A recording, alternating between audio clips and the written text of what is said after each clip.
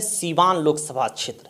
सीवान लोकसभा क्षेत्र का जिक्र करें और शहाबुद्दीन साहब का नाम का जिक्र ना करें, ऐसा हो नहीं सकता है। कहा यह भी जाता है कि सीवान लोकसभा क्षेत्र और शहाबुद्दीन जी एक दूसरे के पूरक हैं।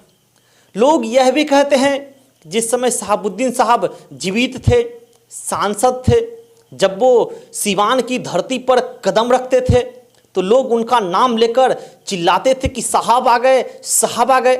इतना तूती बोलते थे सीवान लोकसभा क्षेत्र में, खास करके शहाबुद्दीन साहब का। शहाबुद्दीन साहब के नाम के आगे बाहुबली भी लगता था, कि कहा जाता था कि शहाबुद्दीन साहब काफ़ी बाहुबली नेता हैं। शहाबुद्दीन साहब का जो बैकग्राउंड स्टेटस है वो काफ़ी ही क्रिमिनल है।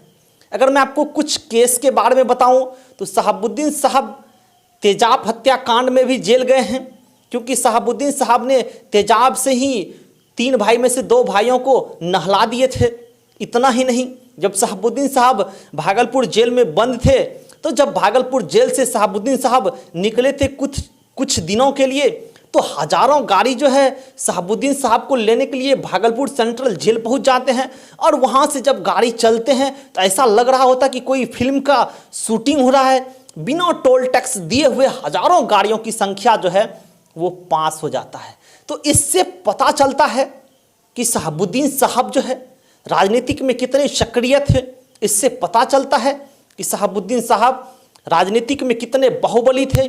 इससे साथ ही साथ यह भी पता चलता है कि सीवान में कितना बाहुबली थे शहाबुद्दीन साहब। लेकिन वर्तमान में कुछ हालात और हो चुका है। वर्तमान में शहाबुद्दीन साहब की परिवार का जो रिश्ता है लालू प्रसाद यादव के साथ कुछ सही से बन नहीं रही है। कहा जाए तो लालू प्रसाद यादव ऐसा लग रहा है कि शहाबुद्दीन के परिवार को देखना नहीं चाहते हैं। एक समय शहाबुद्दीन जी जो हैं लालू प्रसाद यादव के राइट हैंड हुआ करते थे। जब शहाबुद्दीन साहब दिवंगत हो गए तो ऐसा लग रहा है कि धीरे धीरे जो है शहाबुद्दीन साहब के परिवार का राजनीतिक कैरियर जो है वह भी खत्म होने चला है। तो सवाल कई जन्म लेते हैं, क्या शहाबुद्दीन साहब का रिश्ता जो है, शहाबुद्दीन साहब के परिवार का रिश्ता जो है लालू प्रसाद यादव से खत्म हो गया या बचा रहेगा या खत्म हो चुका? शहाबुद्दीन साहब के परिवार रिश्ता बचाने के लिए आरजेडी पार्टी में रहेंगे या आरजेडी पार्टी को छोड़ देंगे? सबसे पहली बात तो यह है कि शहाबुद्दीन साहब जब तक जीवित रहे तब तक वह आरजेडी के कहा जाते गद्दावर नेता रहे, एक बाहुबली नेता रहे। और सीवान में खास करके देखा जाए तो तूती बोलते थे शहाबुद्दीन साहब का। इसलिए हम आपको कह रहे हैं कि सीवान लोकसभा क्षेत्र का नाम का जिक्र हो और शहाबुद्दीन साहब का नाम का जिक्र ना हो, ऐसा कभी संभव हो ही नहीं सकता। तो हम आज जब सीवान लोकसभा क्षेत्र की चर्चा करेंगे तो सबसे पहले 2019 की लोकसभा क्षेत्र के बारे में हम चर्चा करेंगे आपके साथ। उसके बाद 2014 के बारे में चर्चा करेंगे और वर्तमान में विधानसभा की क्या हालात हैं, जातीय समीकरण क्या है, हम आपके साथ यह चर्चा करेंगे खबरें विस्तार से। लोकसभा में जब 2019 में चुनाव होता है तो 2019 में जेडीयू, बीजेपी, एलजेपी तीनों गठबंधन में रहते हैं। तो यहाँ से जेडीयू के कैंडिडेट हैं कविता सिंह, यहाँ से चुनाव जीते। इन्हें वोट मिले थे 4,48,473 वोट मिले थे, यानी कि जब आप इसको परसेंटेज में देखेंगे तो 45.54% वोट मिले थे।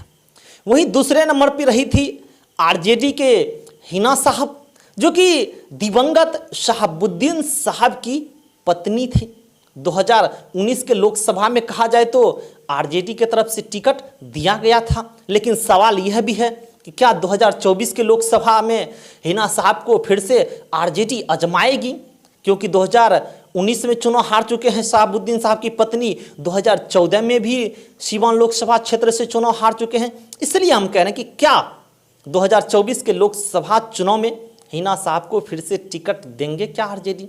लेकिन 2019 के लोकसभा चुनाव जो हिना साहब को वोट मिले थे 3,31,515 वोट मिले थे, यानी कि सेकंड नंबर पे रही थी। जेडीयू के कविता सिंह जो हैं वो चुनाव जीते थे। अब हम आपको परिक्रमा करवाएंगे 2014 के लोकसभा का।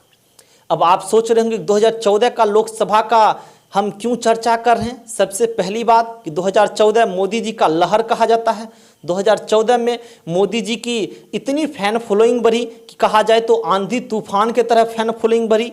2014 में कहा जाए तो समुंदर में लहर आ गया था भारत के राजनीतिक में, यानी कि बीजेपी में लहर आ गया था। एक समय कहा भी था अटल बिहारी वाजपेयी, एक समय ऐसा वक्त आएगा कि बीजेपी पूरे देश में परचम लहराएगा। शायद वो क्षण 2014 था। 2014 में जब चुनाव होता है लोकसभा का, तो 2014 इसीलिए अपने आप में काफ़ी खास है। हम इसलिए कह रहे हैं क्योंकि 2014 में एनडीए अलग चुनाव लड़ी थी, यानी कि बीजेपी आरजेडी अलग चुनाव लड़ी थी और जेडीयू पार्टी जो है ये अलग चुनाव लड़ी थी। हम इसलिए कह रहे हैं क्योंकि बिहार में खास करके यही तीन पार्टी मुख्य रूप से प्रमुख है, यानी कि बीजेपी, आरजेडी और जेडीयू।